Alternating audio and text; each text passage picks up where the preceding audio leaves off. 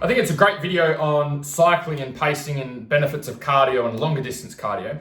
But I also think there's one piece of the puzzle that was missing from this video. So for those of you that are new to the channel, my name is Andrew Hammer. I've worked with hundreds of riders and racers from around the world to get them race fit and race ready. So first of all, thank you Gypsy Tales for putting together great content and great videos, and especially this one on cycling.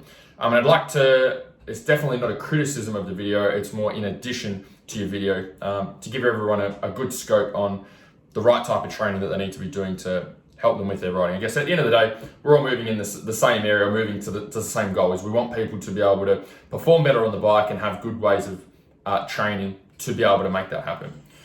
So, very good at covering the cycling part. The other part that I wanted to cover, which I feel was missed out, is our perception of what's actually going on, training-wise, especially for higher level riders. So one of the things that happens nowadays with social media is we have a lot of information that's put in front of us. So you can go on Cooper Webb's Instagram and you can see a whole heap of stuff, or Ken Roxon's page or Facebook or Instagram.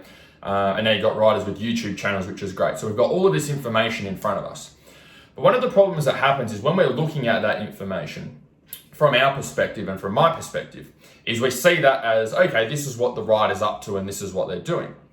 However, when you get to ride at a higher level, there's what's actually happening, and then there's the perception and what's getting posted on social media and on Instagram. So 9 times out of 10, for most of the stuff you see on Instagram for higher level riders, it's not what they're actually doing. They're paid posts, or they're, so other companies have paid them to put up a specific post about their brand as part of sponsorship and as part of support. So a good example of this is like Red Bull. You'll see heaps of riders post up with a can of Red Bull. Or you'll see heaps of riders post up riding a cycling bike, for example. It could be with Giant or with Specialized or whatever brand is supporting them. And so the reason you see so many of those posts is because those companies are paying those riders to support and be ambassadors of their brand.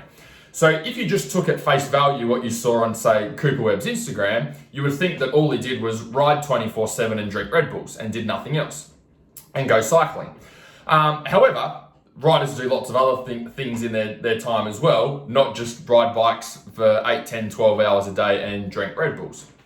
So, to get to my point for this video, is what we're seeing is almost like a false reality. Okay, if we just take at face value what's there, we're not actually getting the true information of what's there.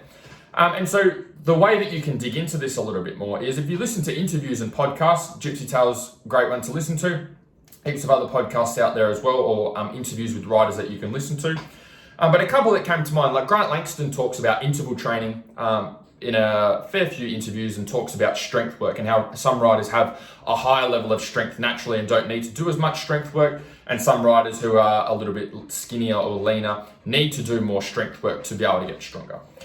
Ricky Carmichael talks about the strength work that he did with Alden Baker, and how this was one of the things that really improved his riding when he was going through a tough patch in, I think it was like 97, 98, when he went up into the Premier class and wasn't winning races and being as dominant as what he had been before.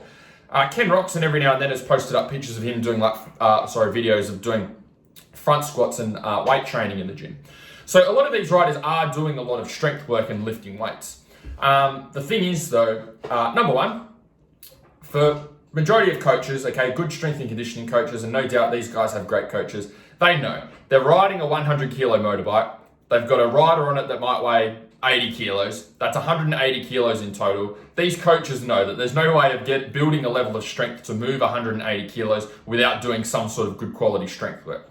The reason that you're not going to see much of it on Instagram and you're going to see more cycling and more Red Bulls is purely because brands like Alico, Barbell, and Usaca weight plates don't sponsor riders and racers. Okay, the brand that sponsors riders and racers are Giant and Specialized and whatever other cycling brands are out there. So that's what you're going to see more of. So in terms of the strength work and getting big, you're not going to get big from lifting heavy weights. Okay, and these riders know that. That's why they do strength work. You just don't see it. What will cause you to get big with strength work is if you're doing bodybuilding type training. So if you're doing a lot of isolation work and bicep curls and tricep extensions, and you've got a leg day and an arm day and a core day, that stuff's going to get you big. What you want to focus on as a rider is getting strong and building strength. Okay, so getting big and getting strong don't always come together and increase at the same time. Depending on the type of training you're doing, depends on which benefit. Do you want more muscle mass? Do more isolation training. If you want more strength, do more squats, deadlifts, overhead presses, bent over rows, and those types of movements. But hopefully this video gives you a little bit more perspective on the whole overview of training. As always, if there's any of you that would like some help building up your race fitness, you can apply to work with me. Click on the link up here or down here. Otherwise, hopefully this gives you a bit more perspective on how to approach your training and your fitness. I'll chat to you guys soon. See ya.